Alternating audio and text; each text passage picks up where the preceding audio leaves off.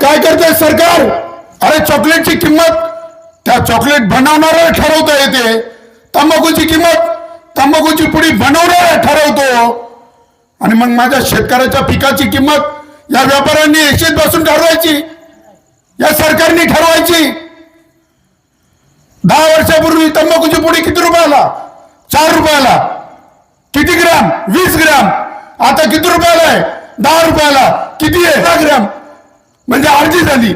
भाव डबल. 10 वर्षापूर्वी मजुरी काय होती? 150 रुपये. आता मजुरी 400 आणि 500 रुपये. 10 वर्षापूर्वी खताची कोण 500 रुपयाला 400 रुपयाला, आज आहे 1800 आणि 2000 रुपये. काय भेटतं माझ्या शेतकऱ्याला सांगा ना? अरे तंबाखू नाही खाली तर मरते का लोक? ना मरते लोक.